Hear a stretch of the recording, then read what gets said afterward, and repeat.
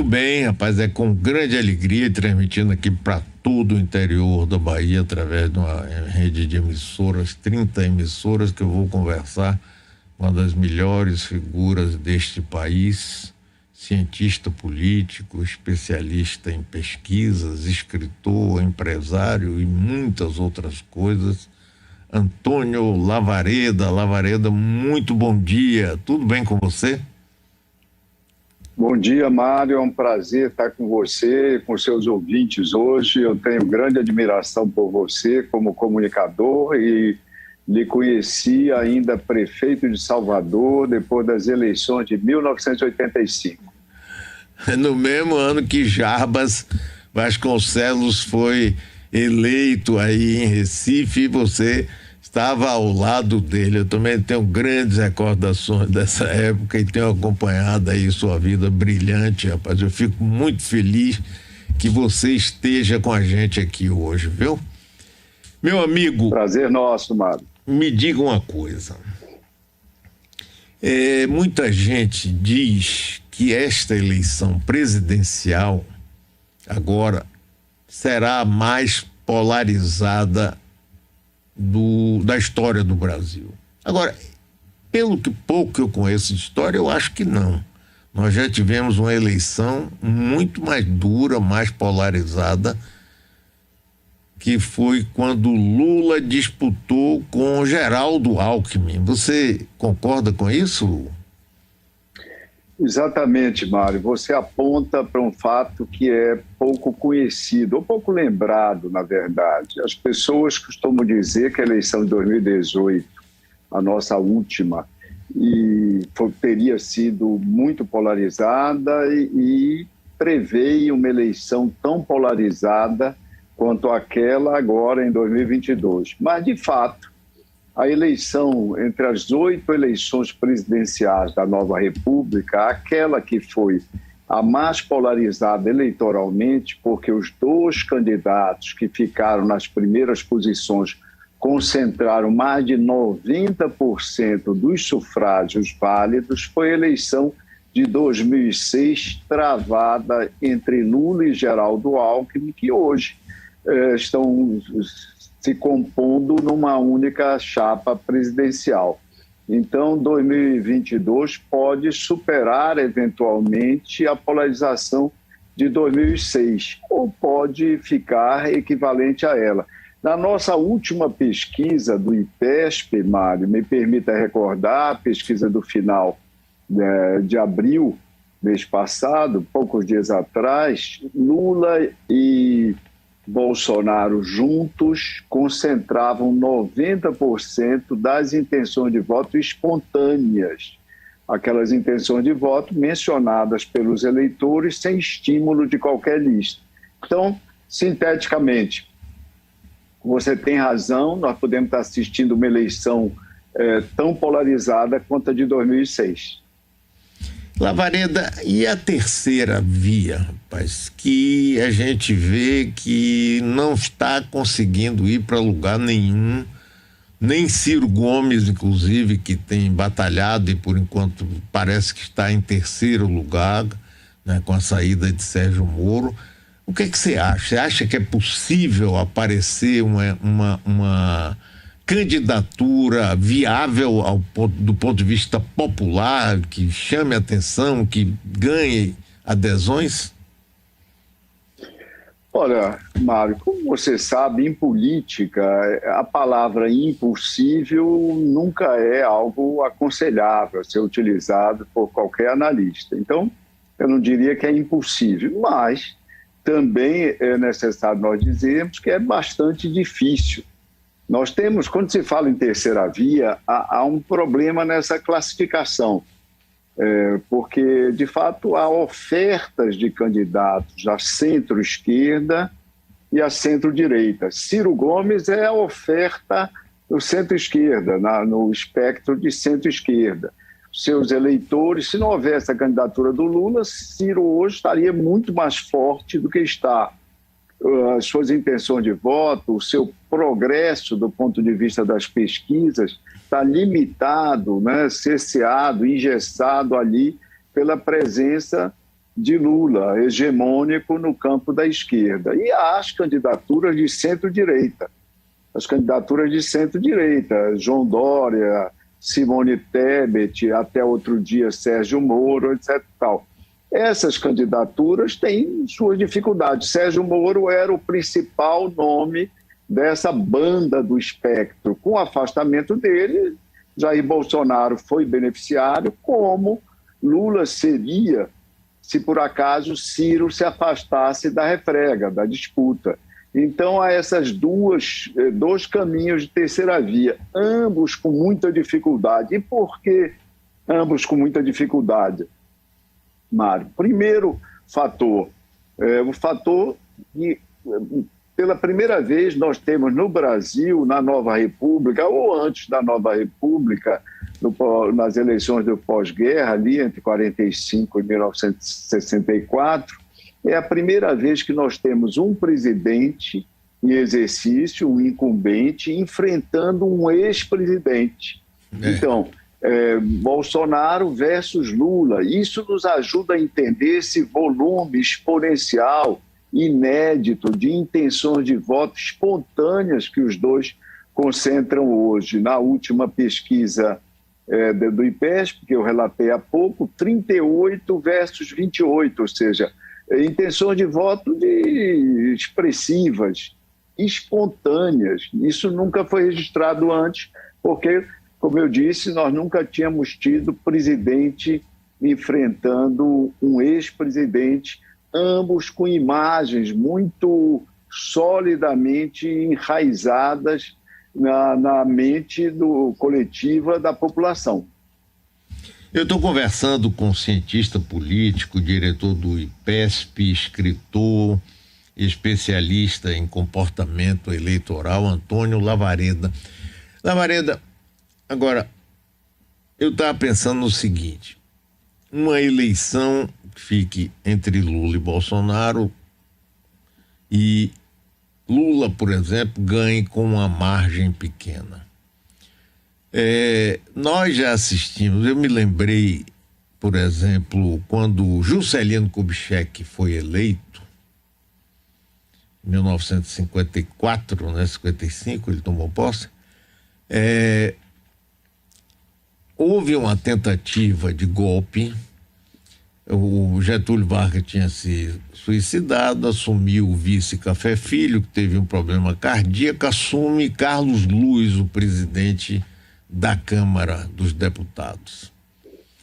E ele demite o marechal, na época, general Lott, ministro do Exército, para botar o general Fiuza.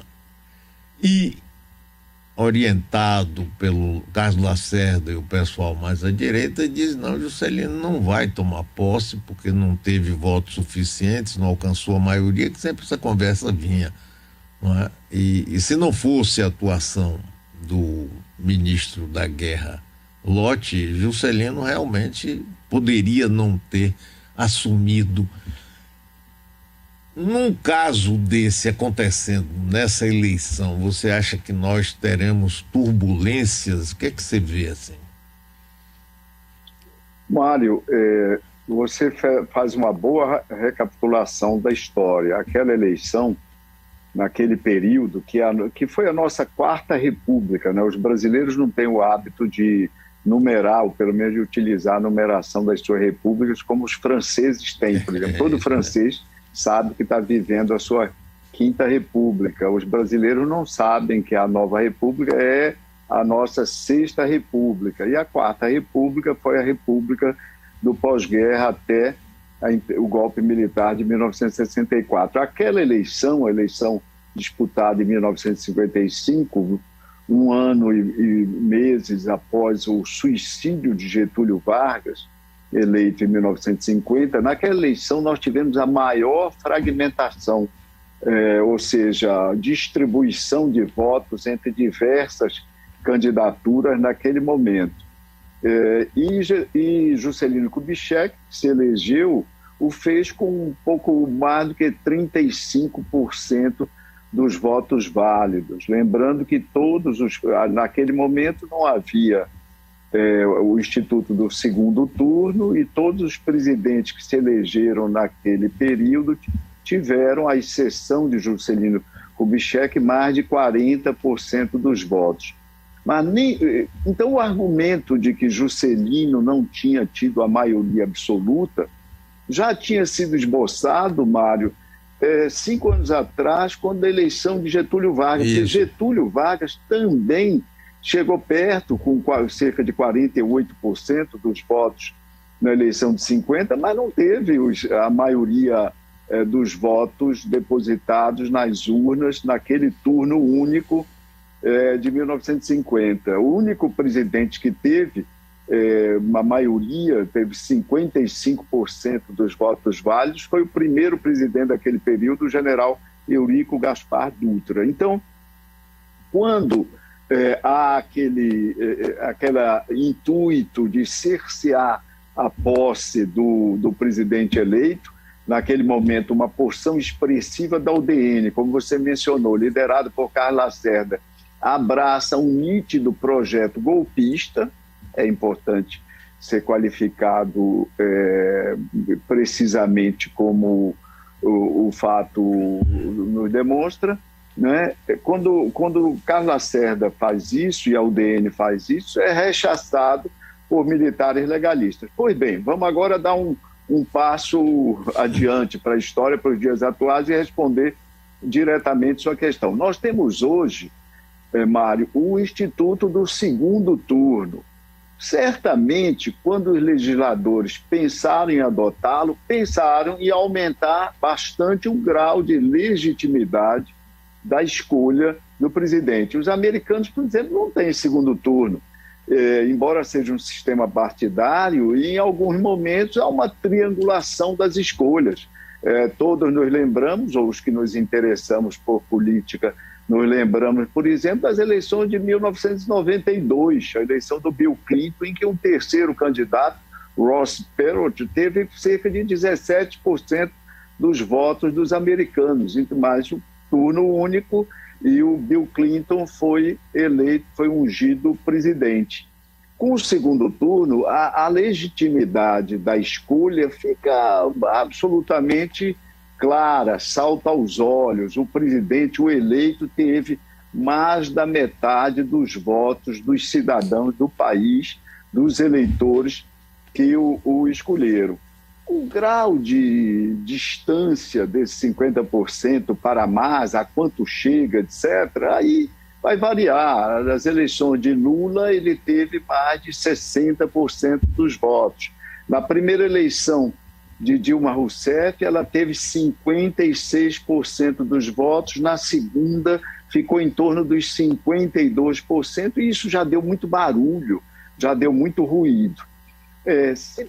Se você pergunta se pode haver contestação, etc., pode haver contestação, e eu quero dizer, pode haver contestação caso, digamos, o ex-presidente Lula viesse a ganhar com 52%, mas também pode haver contestação com 53% ou com 54%. Isso vai depender de como as instituições estejam atuando e coibindo, com maior ou menor grau de êxito, né, eventuais apetites que sejam estranhos à gramática democrática, Mário. É muito importante essa eleição para os brasileiros. Ela tem um significado que você já chamou a atenção lá atrás, um significado especialíssimo. É uma eleição que assinala, ou que deve assinalar, os rumos do país após a maior tragédia sanitária em mais de um século, né, que é essa pandemia, que, aliás, a cada dia as novidades aparecem, a gente não sabe se até o dia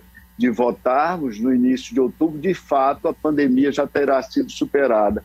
Com a pandemia, nós tivemos praticamente 700 mil óbitos.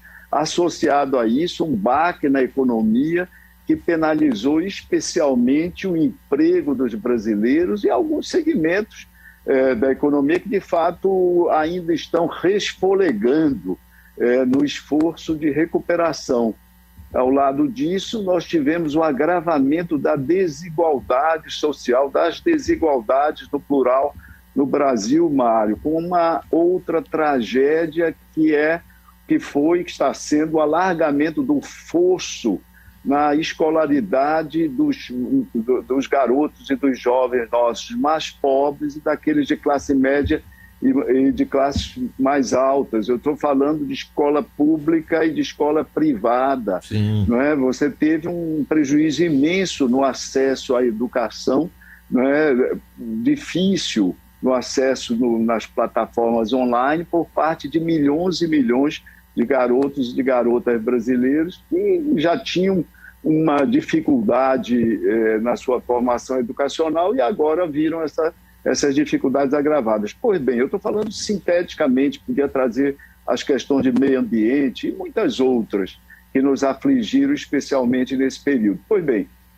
o Brasil precisa estar voltado para essa discussão, mas infelizmente interrogações se colocam sobre a dimensão mais elementar do processo, que é a dimensão de respeito à expressão da vontade popular. Infelizmente, isso está ocorrendo, não deveria ocorrer, mas, como você coloca, é um dado de realidade. Lavareda, perfeita. Isso é uma coisa que entristece muito, não é? Agora, você certamente sabe mais do que todos nós aqui, é o seguinte: tinha um assessor famoso, eu esqueci o nome dele, de Bill Clinton, que perguntava a ele qual é o resultado, o que é o grande motor de uma eleição. Ele disse: a economia, estúpido.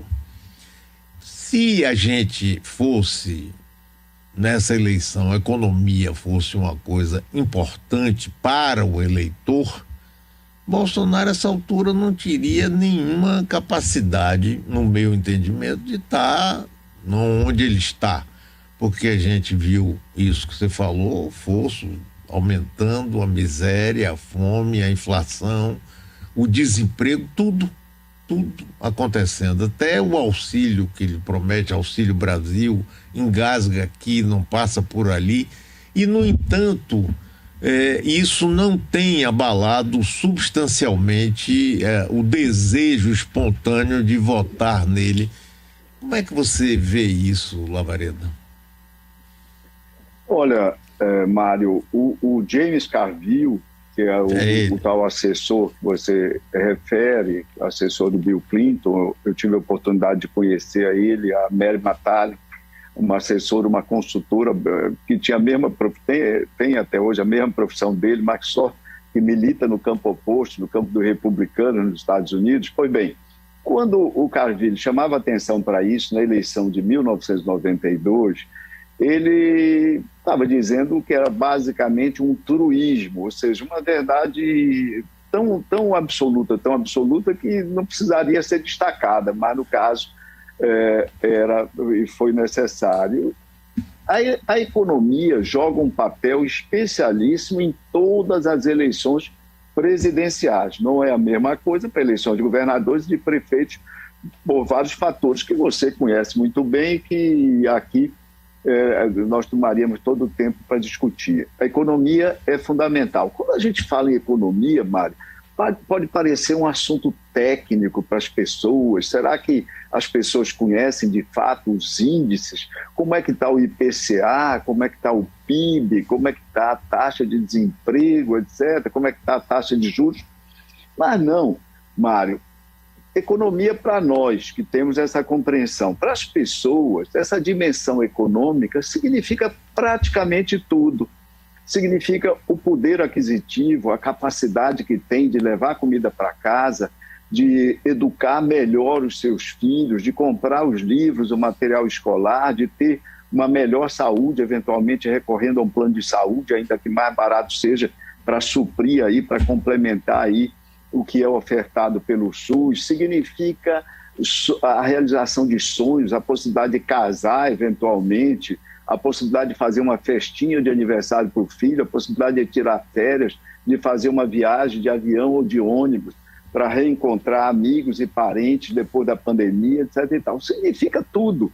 Tudo se dá, ou boa parte das expectativas das pessoas se realizam nessa dimensão da economia. Por isso que a economia é tão importante. E aí, entre os diversos elementos que compõem aí esse cenário complexo, sobretudo ao nível macroeconômico, Mário, os três principais são emprego, crescimento, porque o crescimento é que gera oportunidades para todos, seja de emprego, seja de constituição de negócios, seja de enveredar por alternativas aí na vida profissional ou negocial, e inflação. Os estudos de ciência política no mundo, e o Brasil não discrepa disso, apontam que o fator que comparece mais, que afeta mais o humor dos eleitores no momento das eleições, costuma ser a inflação. Então, inflação é mais importante até do que crescimento e mais importante do que o emprego. E mais importante do que os juros, do que a taxa de juros que se pratica na economia no momento, no ano das eleições, Mário. Então, o que é que nós temos hoje? Nós temos no Brasil uma taxa de desemprego elevada, desemprego na casa de 2 dígitos. Nós temos taxa de juros na casa de 2 dígitos e nós temos uma inflação acima do teto da meta, ou seja, dos valores, dos objetivos estabelecidos pelo BACE, o Banco Central, como não se via há praticamente 30 anos. Então, e temos, do ponto de vista do PIB, do crescimento, o país andando de lado, com uma expectativa de crescer no máximo 0,5 esse ano. Então, tudo isso junto cria um azedume, por assim dizer, na opinião pública, que diminui, que limita a capacidade de expansão do presidente Jair Bolsonaro. Agora, quando você diz, mas se fosse só a economia, o presidente não estaria nessa situação.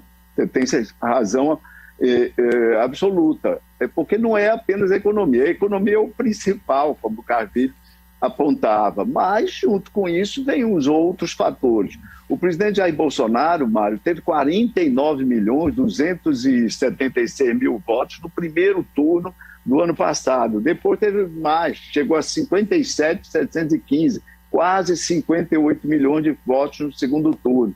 Uma parte importante desses eleitores foi movida pelo sentimento antipetista, antilulista, ou seja, pelo descontentamento, pelos motivos mais variados, que vão do descontentamento com as políticas públicas daquele governo até o descontentamento, e isso muito importante, com os valores sociais abraçados por membros ou segmentos daqueles governos petistas, e o governo Dilma Rousseff foi importante para aprofundar aí esses sentimentos nesses setores de hostilidade em relação aos petistas e ao petismo, né? E esses eleitores, ainda que não satisfeitos, obviamente, com a situação da economia, né, alimentam a sua reação, a sua rejeição ao petismo e ao lulismo, votando no presidente Jair Bolsonaro, no incumbente. É significativo disso o movimento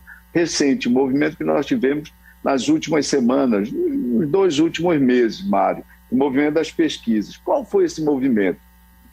Nesse período, entre janeiro e abril, Bolsonaro cresce e Lula cresce minimamente, mas também cresce 1 ou 2 pontos. E Bolsonaro dá uma crescida mais expressiva, uma crescida de 5, 6 pontos, dependendo das pesquisas, entre janeiro e abril.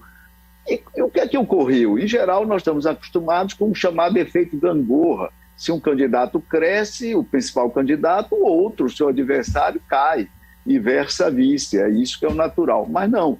É que nós tínhamos até então, e nós temos ainda um pouco disso, o que nós podíamos chamar como uma câmara de compensação, que era exatamente o voto, ou as intenções de voto, desses candidatos intermediários, do que se chama, às vezes incorretamente, terceira via, à esquerda e sobretudo, no centro-direita.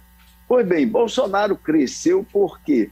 Cresceu porque, com a desistência de Sérgio Moro e com o desencantamento dos eleitores em relação a outros desses nomes, esses eleitores refluíram para o presidente, para o incumbente. São eleitores de 2018, sobretudo o segundo turno de Jair Bolsonaro, que retornam para ele. Então, Jair Bolsonaro cresce Lula se mantém basicamente com oscilação positiva mínima no patamar que estava em janeiro, e é isso, e é então a influência, ou seja, Lula lidera a eleição por conta basicamente da situação da economia, e Bolsonaro reage porque ele se realimenta da rejeição ao petismo e ao lulismo. Então, são os fatores econômicos e aí também turbinados em certa medida por fatores ideológicos que nos ajudam a entender melhor a evolução do quadro de pesquisas no momento, Mário.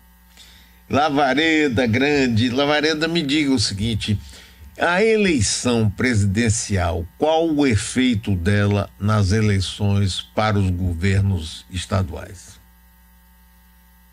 Olha, Mário, nós temos eleições, o efeito é o que os especialistas chamam de efeito top-down. A influência sempre é maior de cima para baixo, ou seja, a eleição presidencial afeta muito mais a eleição governamental do que o inverso.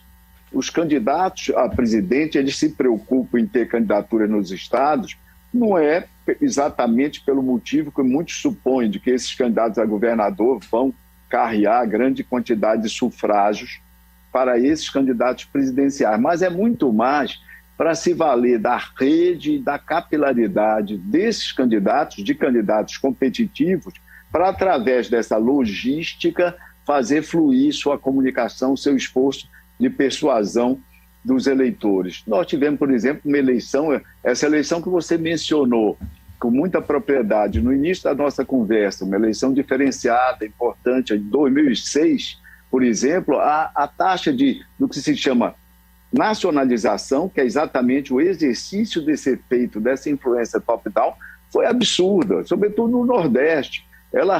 Essa influência, esse fator resolveu a eleição em alguns estados, como Pernambuco, por exemplo, e como a Bahia. Você há de lembrar o quadro da Bahia, do seu estado, de onde boa parte dos nossos ouvintes acompanham e conhecem muito bem.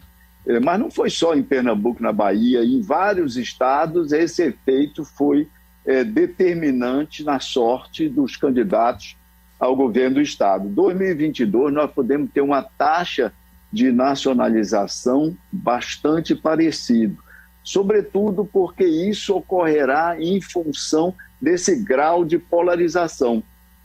Note-se, por exemplo, quando você vê o noticiário no Brasil hoje, falando Brasil, porque no momento eu estou falando em Lisboa com você, quando você vê o noticiário no Brasil hoje, você vê a descrição das dificuldades da campanha de Ciro Gomes para encontrar aliados, palanques estaduais, que adiram, que suportem a sua candidatura nessas respectivas unidades da federação, exatamente por conta do grau de polarização. E isso ocorrendo, isso continuando a ocorrer, provavelmente nós vamos ter uma importância tão expressiva em 2022 como tivemos em 2006, Mário. Eu estou vendo aqui, inclusive divulgação feita por você, que a Associação Brasileira de Empresas de Pesquisa está promovendo hoje e amanhã um workshop gratuito para jornalistas sobre o tema pesquisa eleitoral, o fim das dúvidas. Eu acho isso importantíssimo, porque é uma coisa que todo jornalista fica sem saber se, pelo menos na experiência que eu tenho aqui, essa que vai, como interpreta, não interpreta. Como é que vai ser esse workshop, Lavareda? Olha, a Associação Brasileira de Empresas de Pesquisa, através do seu Comitê de Opinião Pública, o COP, ela teve a iniciativa de promover esse workshop abordando pesquisas quantitativas face a face, pesquisas quantitativas telefônicas, pesquisas quantitativas online e depois outras discussões. Discussão sobre a questão da margem de erro é uma discussão importante, discussão sobre a exposição dos bancos de dados de pesquisa de opinião também importante. E a última exposição vai ser a minha, cujo título é Por que as pesquisas não devem ser utilizadas como prognósticos do que ocorrerá nas urnas, como prognósticos eleitorais. Mário, então, tudo isso com certeza vai ser útil para jornalistas que se interessem sobre o tema pesquisas eleitorais. Só lembrando, Mário, que quando a gente fala de pesquisas eleitorais, esse workshop é voltado muito especificamente para um tipo concreto de pesquisa, que são os surveys, são essas pesquisas por amostragem, que são divulgadas regularmente e cuja divulgação é regulamentada, inclusive, pelo Tribunal Superior Eleitoral. Mas essas estão longe de ser as únicas pesquisas eleitorais. Nós temos pesquisas eleitorais qualitativas, nós temos pesquisas eleitorais históricas, comparativas, nós temos pesquisas de geografia eleitoral. Por exemplo, Mário, para você entender o que houve na França, as pesquisas de geografia eleitoral ajudam muito mais essa compreensão do que todos os surveys, todas as pesquisas por amostragem realizadas. Mas, de toda sorte, dado que no Brasil a pesquisa eleitoral mais conhecida e que tem maior impacto sobre os eleitores, sobre a sociedade, sobre a imprensa, são as pesquisas quantitativas por amostragem. Esse workshop vai dar, acredito, uma importante contribuição. Com certeza nós não vamos conseguir debelar, dissipar todas as dúvidas, mas algumas delas vão poder ser respondidas com propriedade, Mário. Que beleza! Lavareda, muitíssimo obrigado. Foi um prazer enorme rever você, firme, forte, lúcido, cada vez melhor, igual vinho, vai envelhecendo e ficando mais sábio e nos ajudando muito, viu? Foi um enorme prazer rever você, meu amigo. Muito obrigado. Obrigado a você, Mário. Obrigado pelos ouvintes que nos acompanharam. Quero dizer que foi um prazer extraordinário lhe rever. E, aliás, você está muito, muito, muito melhor do que eu aí, e mostrando uma excepcional capacidade de resiliência aos desafios do tempo, Mário. Grande abraço.